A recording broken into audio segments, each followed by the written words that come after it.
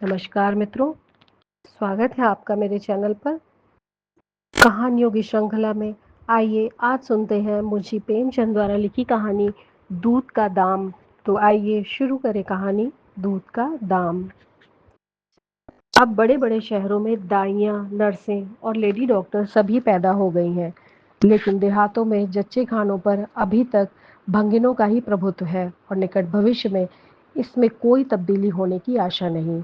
बाबू महेशनाथ अपने गांव के जमींदार थे, शिक्षित थे और जच्चे खानों में सुधार की आवश्यकता को मानते थे, लेकिन इसमें जो बाधाएं थीं उन पर कैसे विजय पाते।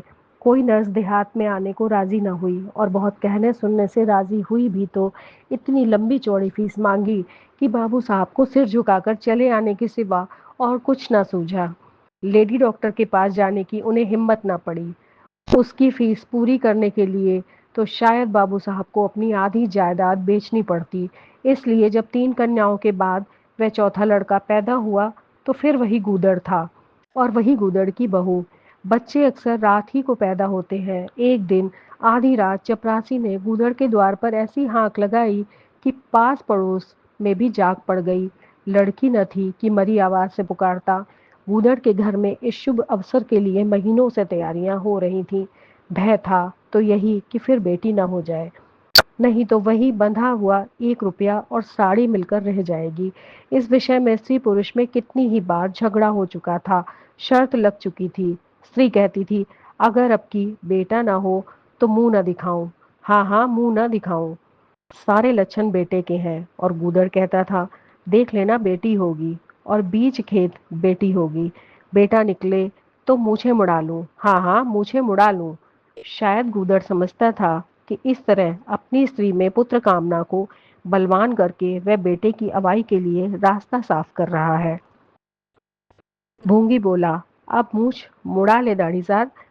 कहती थी बेटा होगा, सुनता ही ना था, अपनी ही रट लगाया जाता था। मैं आज तेरी मूछें मोड़ूंगी, खूंटी तक तो रखूंगी ही नहीं। गूदड़ ने कहा, अच्छा मोड़ लेना भली मानस, मूछें क्या फिर ना निकलेंगी? तीसरे दिन देख लेना, फिर ज्यों की त्यों है। मगर जो कुछ मिलेगा उसमें आधा रख लूंगा, कह देता हूँ। गूंगी ने अंगूठा दिखाया और अपने 3 महीने के बालक को गूदड़ के सुपुर्द करके सिपाही के साथ खड़ी हुई। गूदड़ ने पुकारा, अरे सुन तो, कहाँ भागी जाती है? मुझे भी बधाई बजाने जाना पड़ेगा, इसे कौन संभालेगा? भूंगी ने दूर ही से कहा, इसे वहीं धरती पर सुला देना, मैं आके दूध पिला जाऊंगी।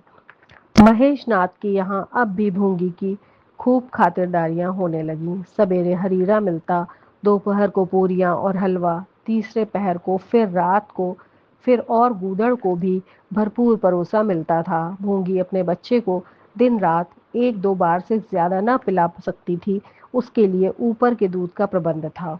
भूंगी का दूध बाबू साहब का भाग्यवान बालक पीता था और यह सिलसिला 12वें दिन भी न बंद हुआ। मालकिन मोटी ताजी देवी थीं, पर अब की कुछ ऐसा संयोग कि उन्हें दूध हुआ ही नहीं। तीनों लड़कियों की बार इतने इफरात से दूध होता था कि लड़कियों को बदहजमी हो जाती थी। अब की एक बूंद नहीं। भूंगी दाई भी थी और दूध पिलाई थी। मालकिन कहती, भूंगी हमारे बच्चे को पाल दे, फिर जब तक तू जिए खाली बैठी खाती रहना। 5 बीघे माफी दिलवा दूंगी, नाती पोते तक चैन करेंगे। और भूंगी का लाडला ऊपर का दूध हजम न कर सकने के कारण बार बार उल्टी करता और दिन ब दिन दुबला होता जाता था। भूंगी कहती, बहू जी मुंडन में चूड़े लूंगी, कह देती हूँ। बहू जी उत्तर देती, हाँ हाँ चूड़े लेना भाई, धमकाती क्यों है? चांदी के लेगी या सोने के? वाह बहू जी, चांदी के चूड़े पहन के कैसे मुंह दिखाऊंगी और किसकी हंसी होगी? अच्छा सोने के ले लेना भाई, कह तो दिया। और ब्याह में कंठा लूंगी और चौधरी के लिए हाथों के तोड़े, वह भी लेना, भगवान वह दिन तो दिखावे। घर में मालकिन के बाद भूंगी का राज्य था। महरिया, महाराजिन, नौकर चाकर सब उसकी रौब मानते थे। यहाँ तक खुद बहू जी भी उससे दब जाती थी। एक बार तो उसने महेश नाथ को भी डांटा था, हंसकर टाल गए। बात चली थी भंगियों की। महेश नाथ ने कहा था, दुनिया में और चाहे जो कुछ हो जाए भंगी भंगी ही रहेंगे, इन्हें आदमी बनाना कठिन है। इस पर भूंगी ने कहा था, मालिक भंगी तो बड़ों बड़ों को आदमी बनाते हैं, उन्हें कोई क्या आदमी बनाए? ये गुस्ताखी करके किसी दूसरे अवसर पर भला भूंगी के सिर के बाल बच सकते थे, लेकिन आज बाबू साहब ठठाकर हंसे और बोले, भोंगी बात बड़े पते की कहती है। भोंगी का शासन काल साल भर से आगे न चल सका। देवताओं ने बालक के भंगिन का दूध पीने पर आपत्ति की। मोटे राम शास्त्री तो प्रायश्चित का प्रस्ताव कर बैठे। दूध तो छुड़ा दिया गया, लेकिन प्रायश्चित की बात हंसी में उड़ गई। महेश नाथ ने फटकार कर कहा, प्रायश्चित की खूब कही शास्त्री जी। कल तक भंगिन का खून पीकर पला, अब उसमें छूत घुस गई। वाह रे आपका धर्म। शास्त्री जी शिखा फटकाकर बोले, यह सत्य है। वह कल तक भंगिन का रक्त पी कर पला, मांस खा कर पला, यह भी सत्य है। लेकिन कल की बात कल थी, आज की बात आज। जगन्नाथपुरी में छूत अछूत सब एक पंगत में खाते हैं, पर यहाँ तो नहीं खा सकते। बीमारी में तो हम कपड़े भी पहने खा लेते हैं, खिचड़ी तक खा लेते हैं बाबूजी, लेकिन अच्छे हो जाने पर तो नेम का पालन करना ही पड़ता है। आपत धर्म की बात न्यारी है।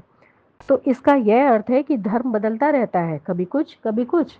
और क्या, राजा का धर्म अलग, प्रजा का धर्म अलग, अमीर का धर्म अलग, गरीब का धर्म अलग।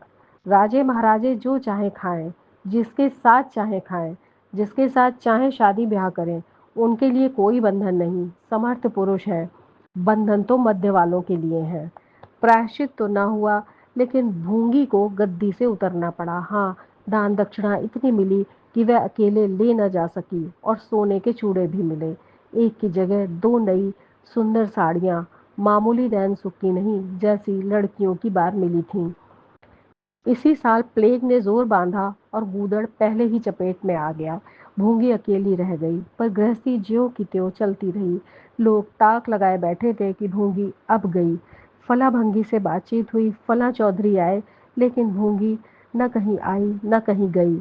यहाँ तक कि 5 साल बीत गए और बालक मंगल दुर्बल और सदा रोगी रहने पर भी दौड़ने लगा। सुरेश के सामने पिद्दी सा लगता था। एक दिन भूंगी महेश नाथ के घर पर परनाला साफ कर रही थी। महीनों से गलीच जमा हो रहा था। आंगन में पानी भरा रहने लगा था। परनाले में एक लंबा मोटा बांस डालकर जोर से हिला रही थी। पूरा दाहिना हाथ परनाले के अंदर था कि एकाएक उसने चिल्लाकर हाथ बाहर निकाला, और उसी वक्त एक काला सांप परनाले से निकलकर भागा। लोगों ने दौड़कर उसे मार तो डाला, लेकिन भूंगी को न बचा सके। समझे, पानी का सांप है, विषैला ना होगा। इसलिए पहले कुछ गफलत हो गई। जब देह में विष फैल गया और लहरें आने लगी, तब पता चला कि वह सांप पानी का नहीं, गेहूं था। मंगल अब अनाथ था। दिन भर महेश बाबू के द्वार पर मंडराया करता था। घर में जूठन इतनी बचती थी कि ऐसे ऐसे 10-5 बालक पल सकते थे।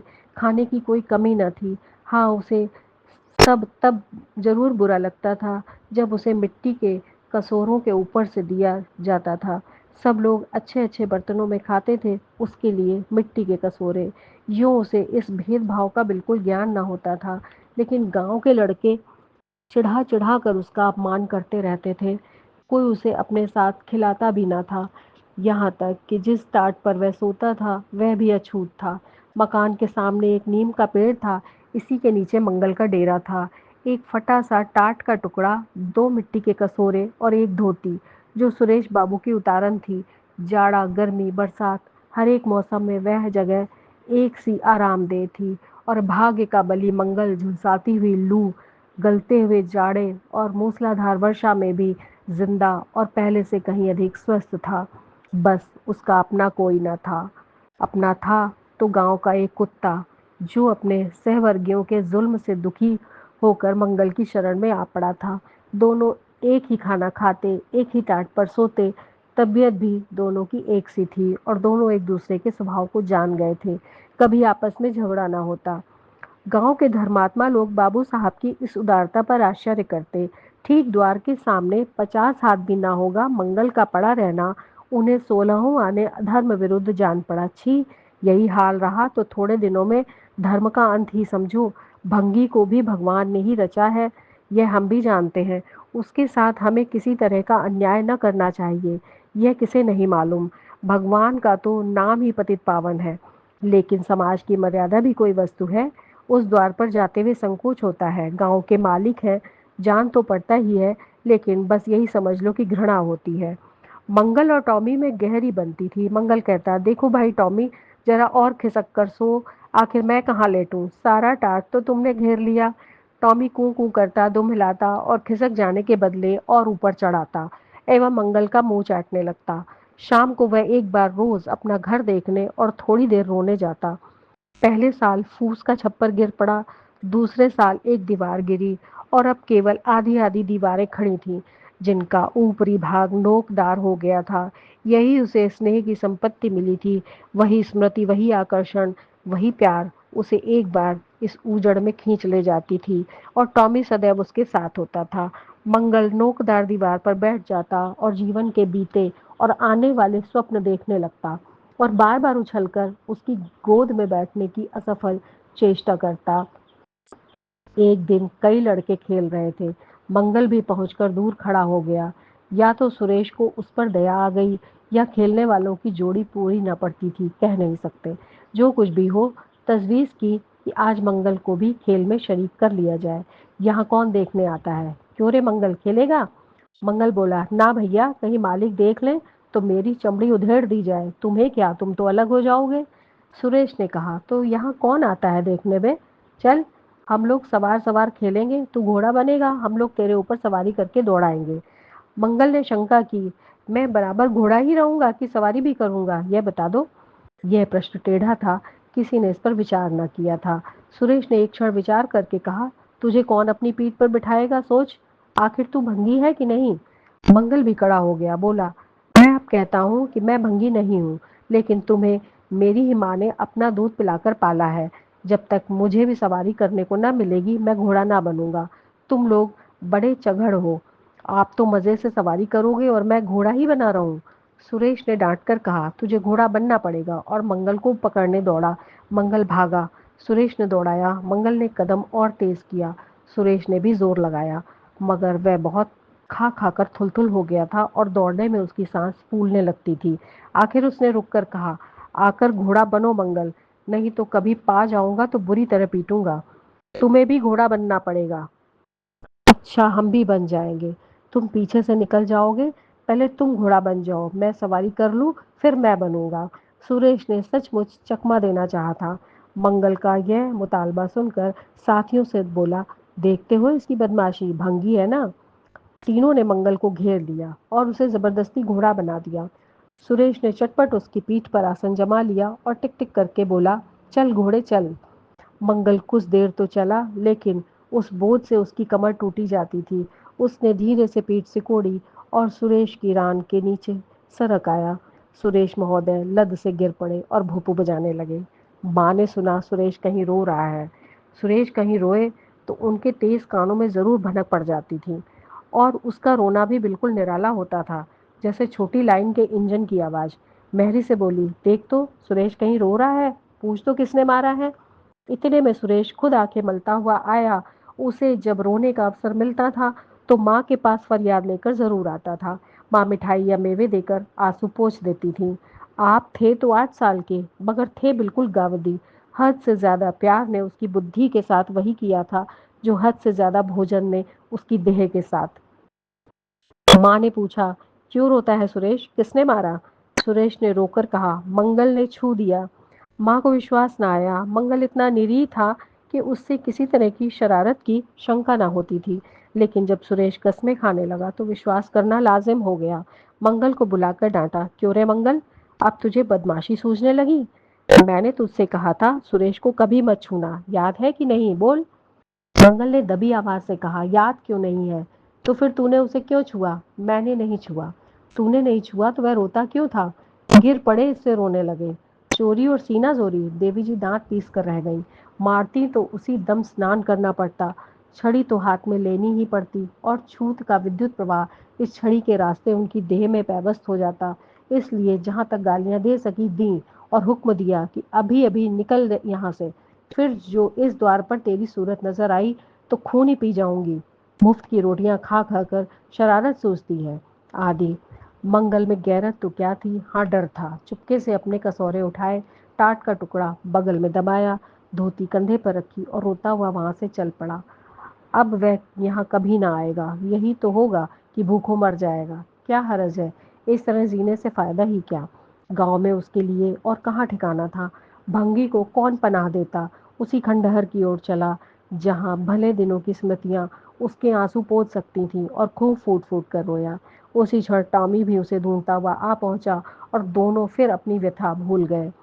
लेकिन ज्यों-ज्यों दिन का प्रकाश क्षीण होता जाता था, मंगल की ग्लानि भी क्षीण होती जाती थी। बचपन को बेचैन करने वाली भूख देह का रक्त पी-पी कर और भी बलवान होती जाती थी।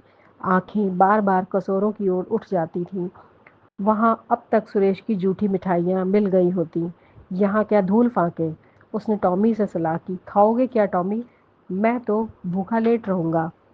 टॉमी ने कूं-कूं करके शायद कहा कि इस तरह का अपमान तो जिंदगी भर सहना है। यो हिम्मत हारोगे तो कैसे काम चलेगा। मुझे देखो ना, कभी किसी से डंडा खाया। चिल्ला उठा। फिर जरा देर बाद दुम हिलाता हुआ उसके पास जा पहुंचा। हम तुम दोनों इसलिए बने हैं भाई। मंगल ने कहा, तो तुम जाओ, जो कुछ मिले खा लेना, मेरी परवाह ना करो। टॉमी ने अपनी श्वान भाषा में कहा, अकेला नहीं जाता, तुम्हें साथ लेकर चलूंगा। मैं नहीं जाता। तो मैं भी नहीं जाता। भूखों मर जाओगे तो क्या हुआ, तुम जीते रहोगे। मेरा कौन बैठा है जो रोएगा। यहाँ भी वही हाल है भाई। कुंवार में जिस कुतिया से प्रेम किया था उसने बेवफाई की और अब कल्लू के साथ है। खैरियत यही हुई कि अपने बच्चे लेती गई, नहीं तो मेरी जान गाड़े में पड़ जाती। 5-5 बच्चों को कौन पालता। एक क्षण के बाद भूख ने एक दूसरी युक्ति सोच निकाली।